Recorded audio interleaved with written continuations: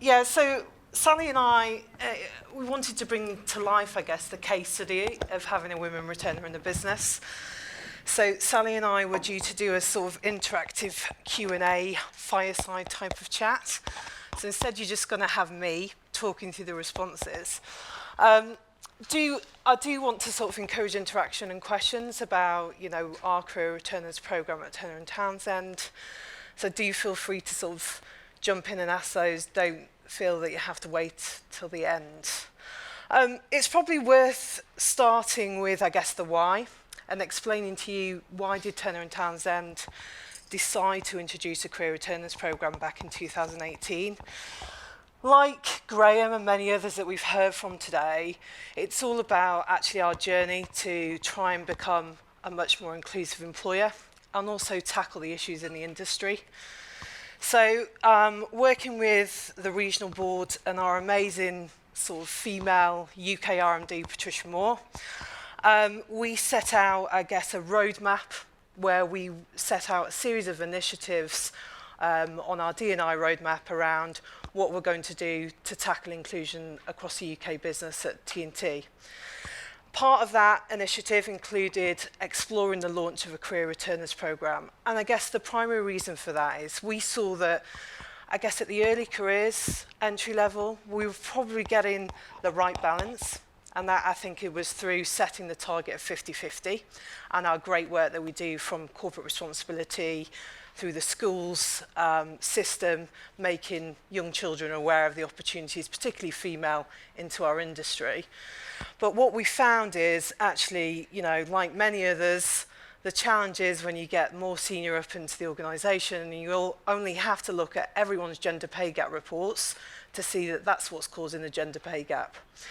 So one of the ways where we learnt from others, we spoke to others, particularly Thames Tideway, and they said they did find that introducing the returners program was a great way of trying to get senior females back into the industry, either as an industry returner or in fact just new people into the industry because they've got great transferable skills. So I'll talk you through Sally's journey. So she joined us, we've launched since 2018 and we've welcomed so far 10 into the UK business. Our programme for this year is open at the moment, so we're getting some applications in. But the type of profile that we're getting, I'll talk you through Sally's story so that brings it to life. So she had an engineering degree. She spent 14 years predominantly at BT in corporate sales and operational management. Her final role was sort of heading up a function responsibility for over 1,000 people across the UK. She decided to take voluntary redundancy when she was expecting her second child. I think in her own words, she just said life was far too hectic for her, trying to juggle everything. Her initial intention was just to take a couple of years out, but she ended up actually taking a 7-year career break. And that was predominantly so that she could raise her 3 children. She did work part-time during that 7 years, but that was just, that was just at a school. So it was a completely different skill set for her and obviously a different industry. Then after 7 years, I think she decided, right, I'm ready to come back to the workplace now. How do I do that? A lot of her challenges she described to me and others at Turner & Townsend was when she was putting her CVs forward for opportunities, people in my profession, so HR, and other people were just almost, I think we're so used to relying on certain AI that's built into our recruitment systems, it can often do an automatic filter out because they haven't had recent experience. So she found that really challenging. She'd applied to a number of companies, predominantly in the financial sector actually, and had got an outright no because she hadn't had any relevant recent experience. She then turned to women returners, who actually we chose to partner with through the development and design of our programme. So Women Returners is headed up by a lady called Julianne Miles, MBE, and she's the CEO and co-founder of Women Returners. I actually heard her speak at our ICS event And she was really, really just, everything she said resonated to me as a HR professional who is really passionate about changing the diversity and inclusion agenda in this industry. And she really, brought to life the opportunity to get skills back into the workplace from incredible females who just spent time out of the workplace for whatever reason that may be, but predominantly caring responsibilities, and giving them an opportunity to come back in. Almost, if you like, we kind of positioned it with the business. It's almost like a more senior apprenticeship program, if you like. So she spoke very vividly about, the opportunities for employers and also the huge benefits that can bring to diversify your skill sets. So we paired with Julianne. That really just gives employers the opportunity to get some really expertise behind you when you're looking at the design of your program, right from how do you attract people to Turner & Townsend in the Career Returners program, through to actually how do you retain them in your business. So right from attraction, they work with us on our job descriptions, etc. And then the actual structure of the program is that we have a 6-month program, and throughout that 6 months, on a monthly basis, we get women returners in to do a one-to-one coaching session and wider workshop with the cohort. That's just to make sure that they are able to transition back into the workplace. I think one of Sally's, when we were preparing for this lovely fireside Q&A chat on Monday, one of the things I found quite surprising actually when we were talking about what the kind of barriers almost were when she came back into the workplace. She's like, Jo, I just could not get over. No one talks anymore. She's like, everyone relies on email, everyone relies on Skype, instant messenger. She was like, when I was in the world of work, everything, all the interactions, or the vast majority of interaction was done over the telephone. And she said, I was quite surprised about how quiet the office environment was at times as well. She said, I almost felt that, was there a protocol that you couldn't talk between certain hours? Was Did you not get that email? Exactly. I said, yeah, that's what we have. So I think that's something that women returners really do help our people through, is understanding the differences that exist in the workplace, depending upon obviously the length of time that they've had out of it. I think what was really nice to hear Sally say is that she felt there was a lot more recognition around the requirement for work-life balance now. And obviously we are seeing that, aren't we? The importance of moving towards different ways of working, agile work. It's not just flexible working, more agile working about where you work, how you work, when you work. And that's, aimed at everyone, regardless of whether they've got children or what their background is. It's to give people that flexibility and choice, depending upon what stage of their career they're at. Of course not. So I kind of think with this coronavirus that's going on at the moment, so we're all probably looking to see our building resilience and how is this going to work. But actually, this is going to prove that presenteeism you can get away with presenteeism, because with a lot of our organisations, there's presenteeism. You're expected to be there and you're clock watched. That's not productive. But I think this is where technology is going to be good for us. Yeah. So I know the coronavirus isn't a good thing, but let's try and see if we can actually push a different way of working and prove that actually productivity and efficiency and all those things can continue. Sorry. No, just when you were saying that just... No, absolutely, you're so right. And actually, we were having the conversation, obviously, like many other employers, we're doing our kind of business continuity plans around it. And that is very much that. Actually, the silver lining is this is an opportunity to demonstrate that agile working really works. And actually, it doesn't mean that you have to be sat at your desk 9 till 5 to be able to produce the outputs. We've already seen that actually in our Asia region. So it's great that we've taken the lessons from over there And actually now we're able to learn from that as it, hits the different regions at speed. We're able to take those lessons and apply it around the agile working. So the interview process, very different to experience hire, would be my tip for you all, if anyone's thinking about introducing it.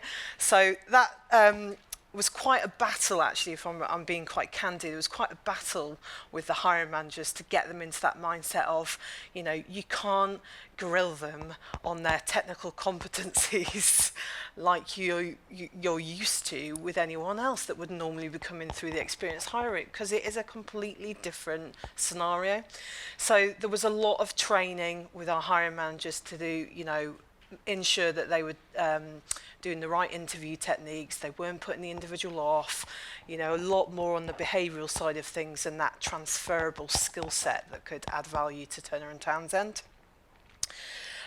Very light touch in terms of the interview process as well. So we just did kind of the first and second interview in one hit. So 2 individuals, and again, normal best practice of trying to have a balanced interviewing panel. It does sound basic, but we all know it doesn't happen in practice. So we kind of made sure that that was mandated for any career returner interview. And then it's that, one of the biggest tips when I learnt from sort of HR professionals around introducing career returners program is making sure you've got that pastoral care absolutely spot on. So make sure you're housing them with individuals that have got high EQ, because if you don't, it won't work. And we see that with apprentices, don't we, actually? Well, actually, we see it with everyone, but you see it more predominantly with people that have been out of the workplace or they're new to the workplace, so they don't know the norms. So absolutely make sure you place them with the right line managers or the right individuals that are going to show them the way and help support them through their transition.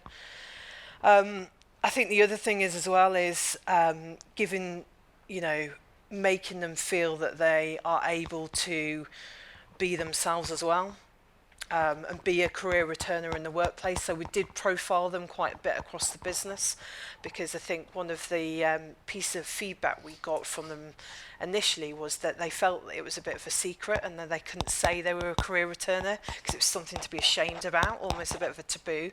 So one thing we did was, as I say, a campaign around that to try and encourage people to see the value that they have brought to Turner and Townsend back into the business. So Sally herself works within our advisory division, particularly in the SHEC side of things. She's going from strength to strength. After the 6 months, there was absolutely no deliberation whether we would offer her a permanent opportunity, and she grabbed that as well. So we were really pleased that she took us up on that offer, and she remains with us. I asked Sally, right, if you're going to give people advice, other professionals that are looking back into, come back into the workplace, what would that be? And she spoke a lot around, making sure that people don't undersell themselves. So obviously they've been out of the workplace, and if they're females, we heard from Belinda earlier today, it is well known that a female will read a job description, and unless she meets 90% of that, she won't apply. Males, on the other hand, have I've been obviously sweeping statement. Males, on the other hand, only have to meet 40%, and then they'll think they're fit for the role. So there's a piece around, don't underselling yourself, making sure that you have got generic job descriptions that will attract people into the opportunities that you've got. Also, I think the key one, and this is where Women Returners really, and there are other companies out there like Women Returners, but Women Returners really helped us, is targeting people that are not from our industry.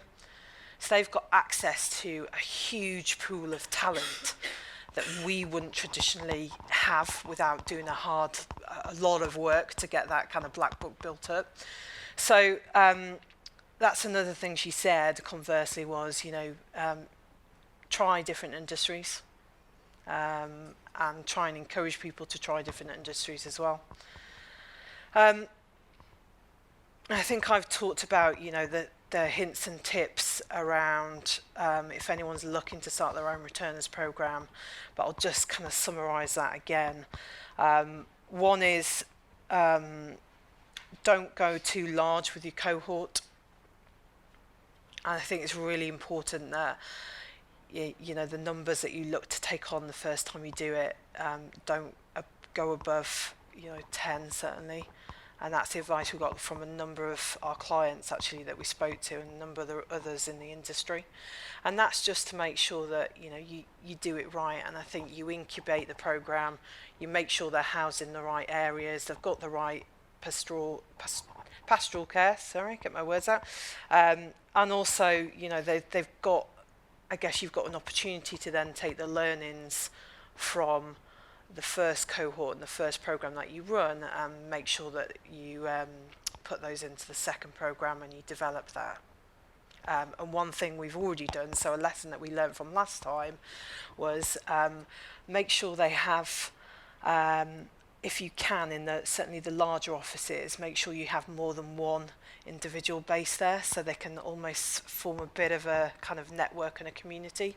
So even though we did the get-togethers with women returners, that was only once a month, and the feedback we got was actually we'd quite like if you could place more than one of us in your larger offices so that we could form a bit of a network and sound things off one another and meet up, have a coffee, whatever it may be. The other thing is don't go too generic with your job description. So this year, I think last year we went almost too wide with the kind of job description and role advert, and this year I think we've gone too specific, so we're struggling. So we're kind of being very open here. We're reframing those as we speak to make sure that we get the right people attracted to the opportunities. So I think the happy medium is somewhere in the middle, and it is difficult and it's a balance, and but I would say that it has been a huge success. All of the individuals have had I think more than 5 years out of the workplace. Some are from the industry. I think out of the 10, 5 were from the industry originally, 5 weren't. So it really does show that actually there is value in getting different skills into your companies, and it just helps drive that diversification at the more senior level. Certainly, that's what we found. I have another question. Of course. So Good, shut me up. Thanks, Joanna. Just around that cohort, is it just female returners, or do you have male returners too? We target it everybody, Yeah, but okay. we have just taken on female returners because, as you can imagine, the vast majority of the applications that we got were from females. Yeah. We did get some males applying. Yeah, and wanting to return yeah. because they might have been off for Yeah, caring for caring duties as well. responsibilities, yeah. Okay. Yeah. Or actually we saw a lot of the ex-military applying through that because they'd taken time away from after they'd done their service. But we actually have a different program that we kind of veered them through anyway. So.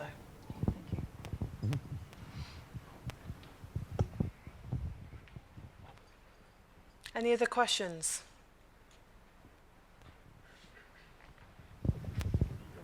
Hi, Turner Townsend obviously are a big organisation, and Graham are a big organisation, but an awful lot of people in the room are very small organisations who don't even have a separate HR department.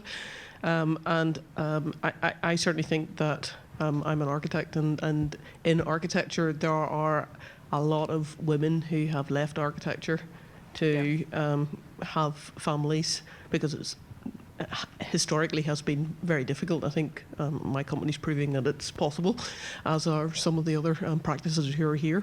But what sort of guidance or pointers do you think that where you're a small business, so there's no such thing as a program, because bringing somebody back, particularly in architecture, you need somebody who's an architect, otherwise you can't do your business. Yeah, of course. Are there any tips for those of us, and I suppose there are subcontractors and people in the room who are small businesses, as opposed to, people with dedicated teams to actually run programs? Yeah, absolutely. And when I say program, to me, it's just a fancy word, really, isn't it, for doing something quite in a logical manner. So I think, rather than going, so let's break it down, rather than using women returners or an external company, if you're a small organisation, I would say utilise your network, your personal networks that you have, to see if anybody is aware of people that are looking, old architects that have had time out of the industry that are looking to get back in. Professional bodies are a great source. They must have a membership list that potentially you could get access into, or go via your professional memberships to see if they would email their group, because obviously with the lovely introduction of GDPR, you probably won't be able to get their email list. But there will be a willing individual in your professional body that would, I'm sure, be happy to email everyone about potential opportunities you've got to their membership list. And they also keep alumni membership lists as well, so not just active members, people that may have let their membership lapse because they've not been practicing for some time. And I think, just probably get out there and talk about, the opportunities that still exist, why we're looking, to get females back into organisations like yourself or others. Tell your own story. I think that's a really good tip, is, these people that have been out the industry and the industry, or indeed just the workplace for some time, just want to, hear the story. And humans resonate with humans, don't they? So my best piece of advice is just speak to as many people as you can and see if they're interested. And when they do come into your organisation, make sure you just keep checking in and they've got that right support. Keep communicating with them. Was that helpful? Yeah. Any other questions in the room? For Joanna? I might just add, sorry, about the 10-step program. So I put the WICE 10-step program. There's a little leaflet on everybody's desk downstairs. And just follow that. That, for me, is a great way to get started and just get you in, and it's free. Now, the cultural survey that you need to do to kick that off will cost you something, but it's worth doing, and I think that helps you set your agenda. And we realise that we're here today talking about big organisations and big turnover, but that's not what this is about. So don't hold yourself back because you think you can't afford it. I mean, it will ultimately be good for business. And the other thing that we're here today is we're all here to help each other. We all want to see this change. So if there's somebody you like, whether it's Joanna or Joanne or a Tractor or me, just come. We're going to help each other here. Yes. This is what we're about. So it's not about. Yeah, no, absolutely, I would agree with that. Yeah. And I think you're what I always say is you're an advantage, because you know what barriers exist. So to me, use actually that to your advantage to attract females back into the great work that you're already doing. Okay. Thank you. Joanna, thank you so much.